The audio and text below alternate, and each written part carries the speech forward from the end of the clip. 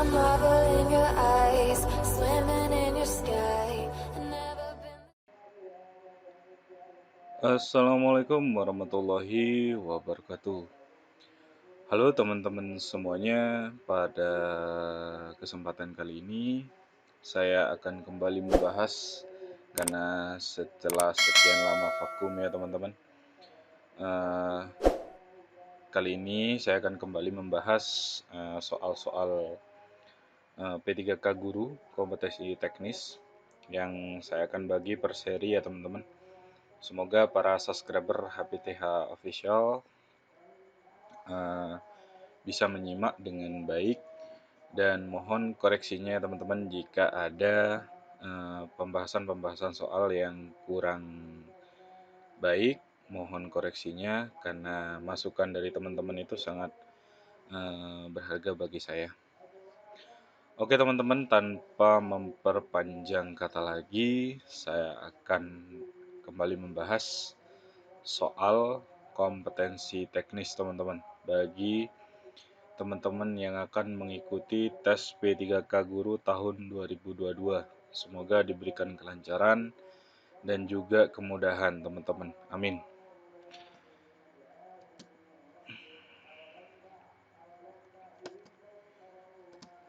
Bagi teman-teman, kita langsung saja pada soal yang pertama, yaitu pagi ini Bu Agni mengadakan penilaian KD metamorfosis pada makhluk hidup. Jika peserta didik jumlahnya 32 dan saat penilaian ternyata hasilnya 3 peserta didik tidak mencapai KKM, yang harus dilakukan Bu Agni adalah A. Memberikan remedial masing-masing individu untuk 3 peserta didik yang tidak tuntas KKM. B. Memberikan remedial dengan mengelompokkan semua peserta didik yang tidak tuntas KKM. C. Pembelajaran klasikal untuk semua peserta didik karena ketuntasan minimum kelas belum terpenuhi. D. Melanjutkan pembelajaran karena persentase ketuntasan di atas 85%. Kemudian yang E. Meminta peserta didik yang tidak tuntas mengerjakan soal penilaian dengan soal yang sama. Nah, kita lanjut bahas ya teman-teman. Di sini persentase peserta yaitu pelaksanaan remedial sama dengan 3 siswa yang tidak tuntas ini teman-teman per 32 siswa yang tuntas dikali 100% ketuntasan, yaitu hasilnya adalah 9% teman-teman. Kemudian di sini sudah ada penggolongan ataupun klasifikasi teman-teman, yaitu dari 0 sampai 20%, yaitu pembimbingan individu. Kemudian 20 sampai 50% itu adalah pembimbingan kelompok. Kemudian 50 sampai 100% itu pembelajaran ulang atau klasikal semua siswa. Jadi 9% ini adalah masuk ke kategori yang ini teman-teman, yaitu bimbingan individu. Nah, kesimpulan Bu Agni harus melakukan remedial dengan pembimbingan individu kepada 3 peserta didik tersebut. Nah, berarti untuk jawabannya itu adalah A teman-teman, yaitu memberikan remedial masing-masing individu untuk 3 peserta didik yang tidak tuntas KKM. Nah, itu dia teman-teman untuk jawabannya.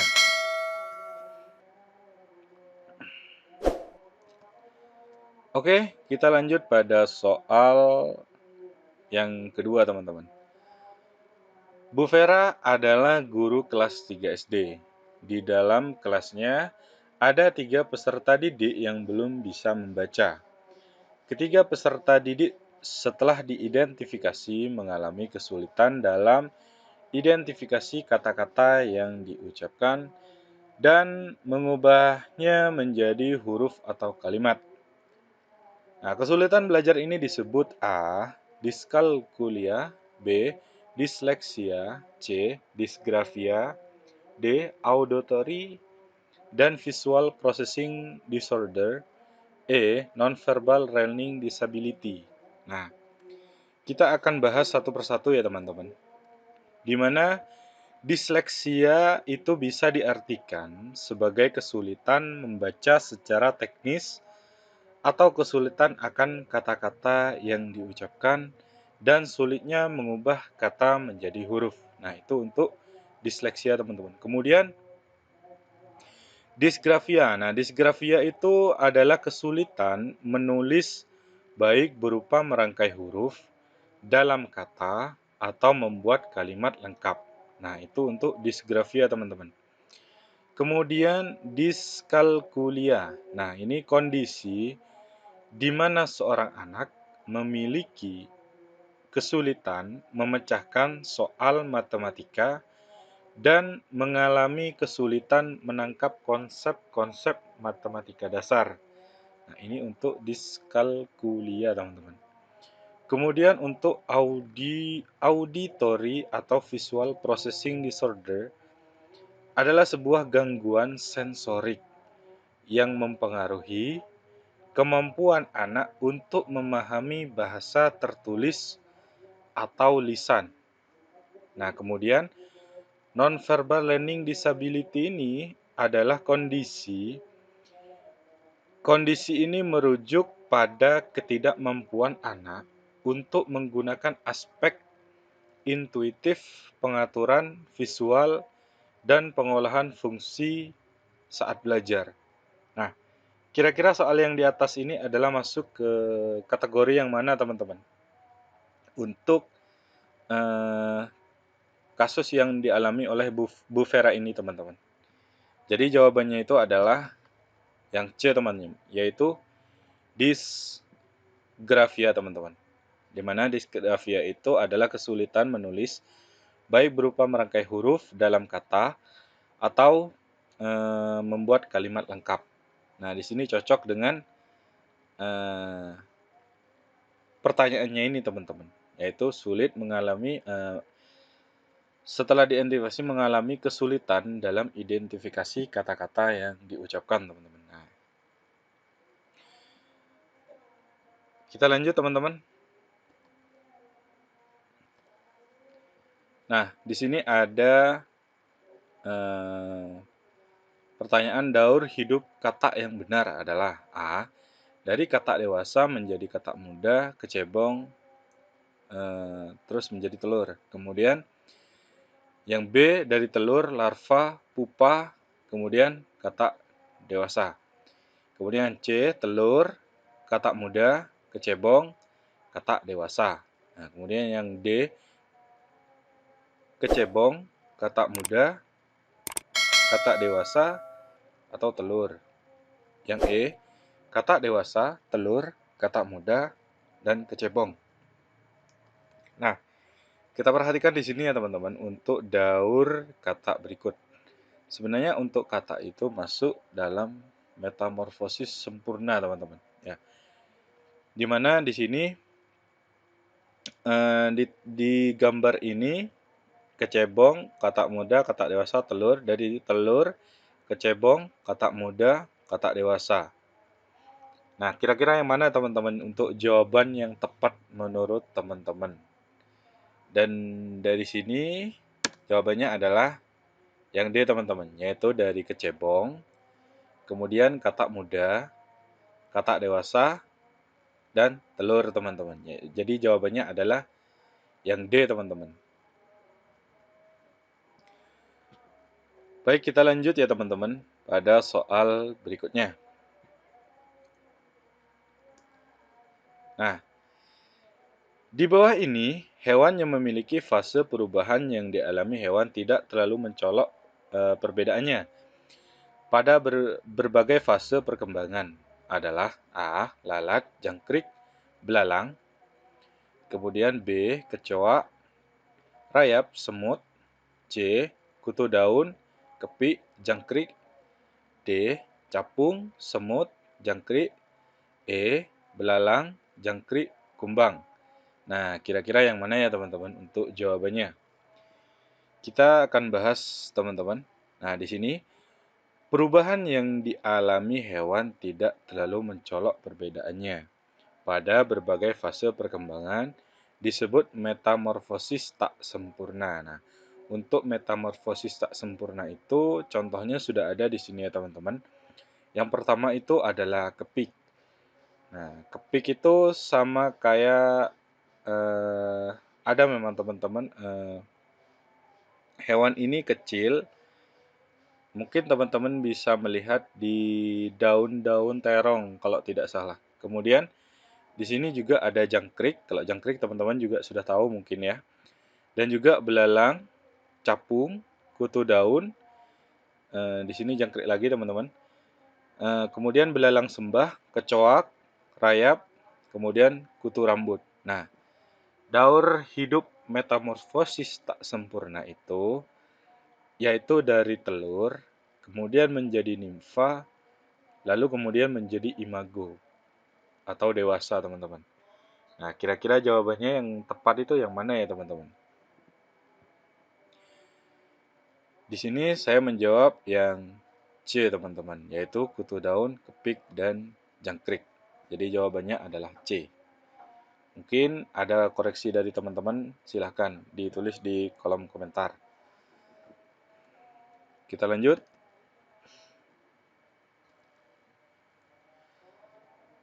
Alat yang memiliki kesamaan dengan prinsip kerja dinamo obel atau dinamo sepeda adalah A.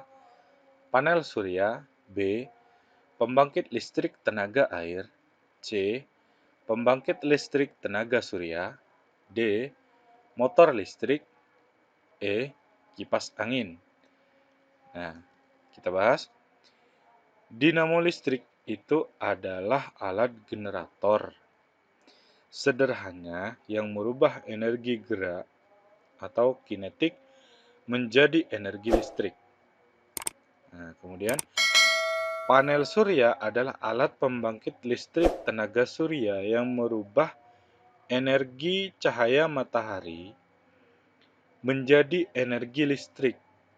Sementara motor listrik dan kipas angin adalah alat yang merubah energi listrik menjadi energi gerak.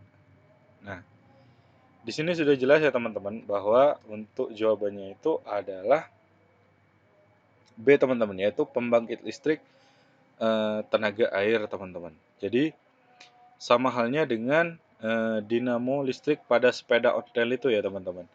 Di mana dari gerak akan menghasilkan sebuah energi listrik, teman-teman. Jadi untuk panel surya itu tidak termasuk, teman-teman. Kemudian pembangkit listrik tenaga surya pun juga tidak masuk ya, teman-teman. Dan juga begitu pula dengan motor listrik dan kipas angin. Jadi yang paling benar itu adalah B, teman-teman, yaitu pembangkit listrik tenaga air. Oke, kita lanjut ya, teman-teman. Urutan perubahan energi pada dinamo sepeda adalah A. Energi kinetik menjadi energi potensial, kemudian menjadi energi listrik. Energi gerak menjadi energi kinetik dan energi listrik. Kemudian C. Energi kinetik menjadi energi mekanik, kemudian energi listrik. D. Energi kinetik menjadi energi listrik, kemudian menjadi energi cahaya. Kemudian di sini, energi kinetik menjadi energi magnet dan menjadi energi listrik. Nah, kita akan bahas. Di sini dinamo sepeda adalah generator sederhana seperti yang kita bahas sebelumnya ya teman-teman. Yang mengubah energi gerak atau kinetik menjadi listrik. Nah, perangkat dinamo sepeda digunakan untuk menyalakan lampu depan dan belakang sepeda.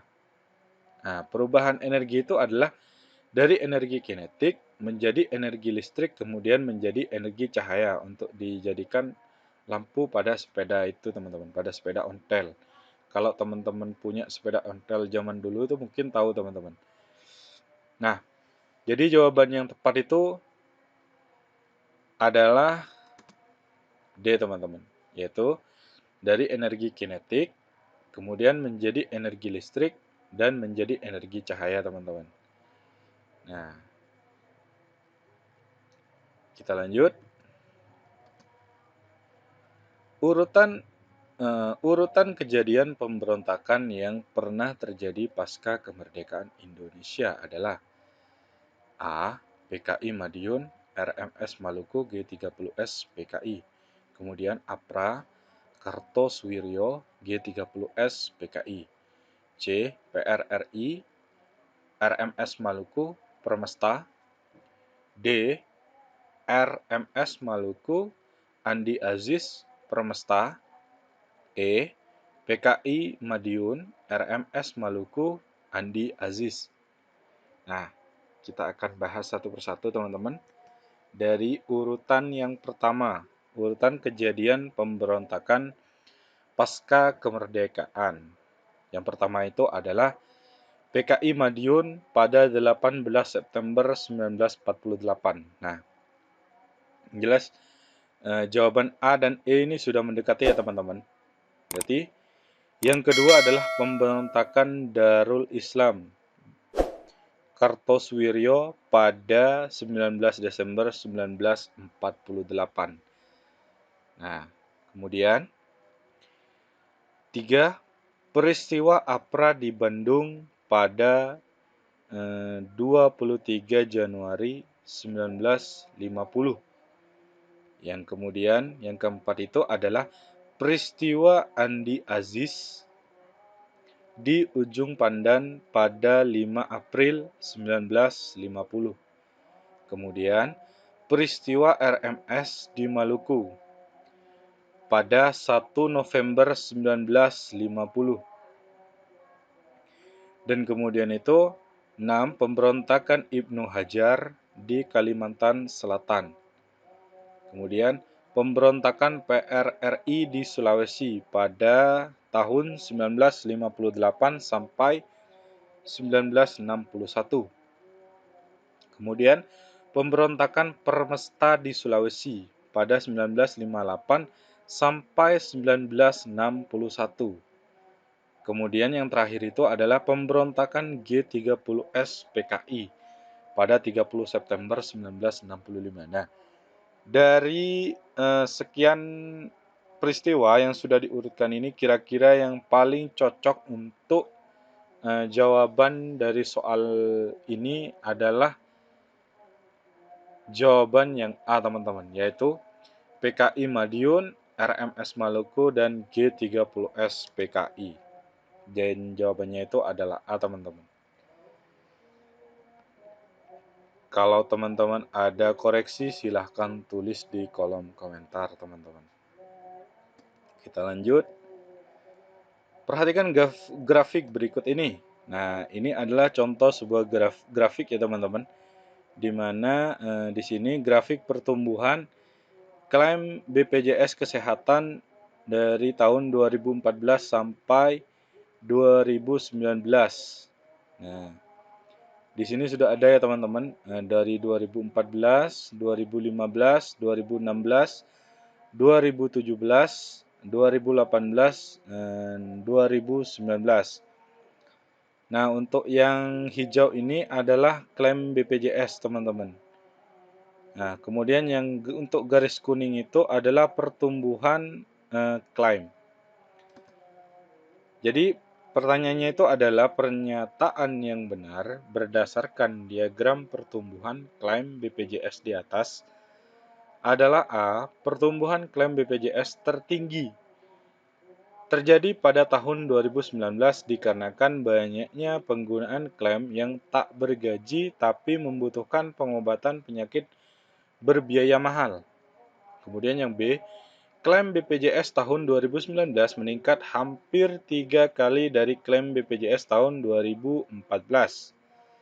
Kemudian yang C, kenaikan pertumbuhan klaim BPJS tertinggi terjadi pada periode tahun 2015 ke 2016. Kemudian yang D, klaim BPJS terjadi penurunan signifikan antara 2018 ke 2019. Kemudian yang E adalah tahun 2016 ke tahun 2017 terjadi penurunan klaim BPJS. Nah, di sini sudah ada teman-teman pembahasannya. Untuk pertumbuhan, klaim BPJS tertinggi terjadi pada tahun 2015. Nah, di sini teman-teman. Jadi itu paling tinggi sekali teman-teman dari tahun 2015. Kemudian pada periode tahun 2015 ke 16 terjadi penurunan pertumbuhan klaim BPJS. Nah, ini betul teman-teman.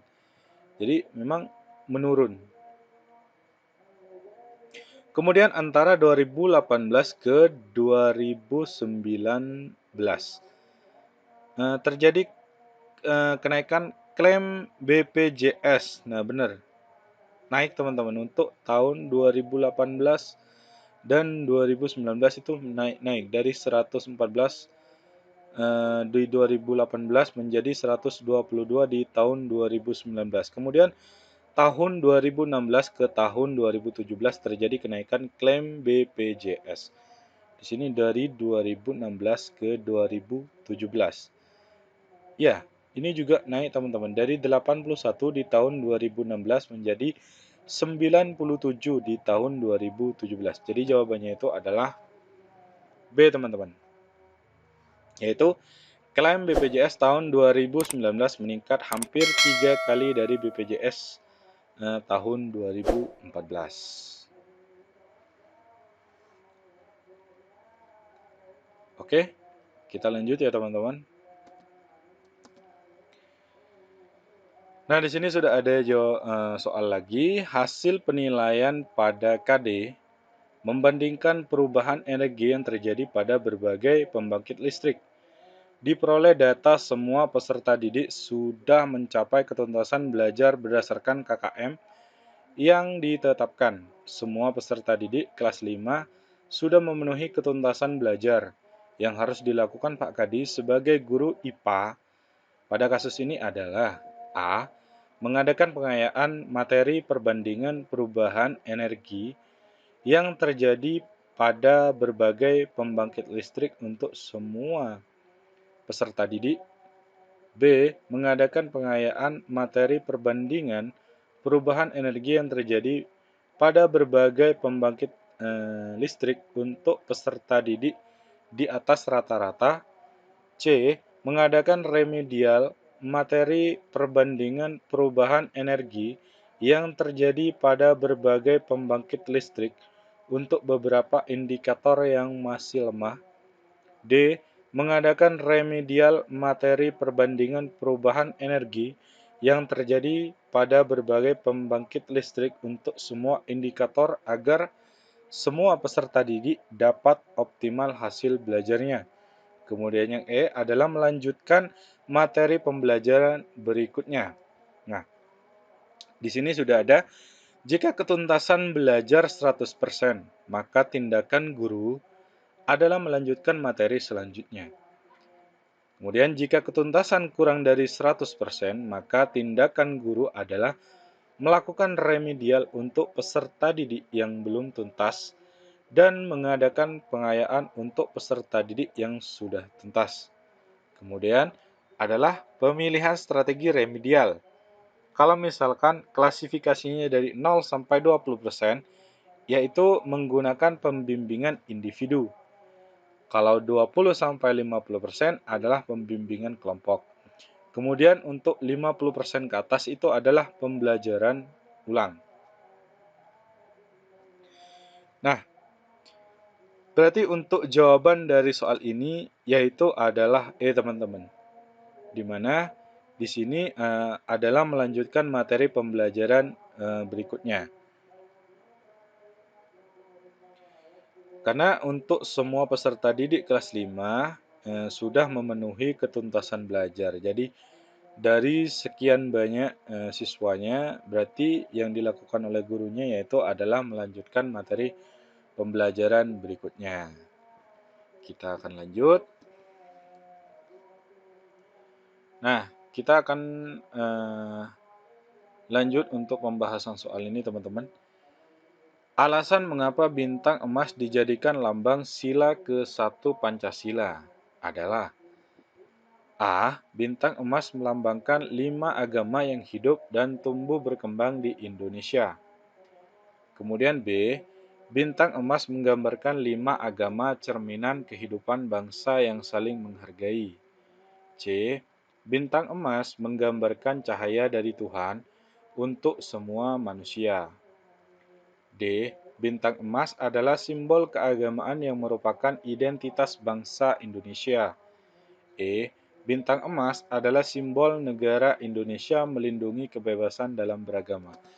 Nah, untuk pembahasannya itu adalah bintang emas itu merupakan simbol sila pertama dalam Pancasila yang berbunyi adalah ketuhanan yang Maha Esa. Terus, lambang bintang tersebut memiliki makna sebagai sebuah cahaya yaitu yang dipancarkan oleh Tuhan yang Maha Esa kepada umat manusia.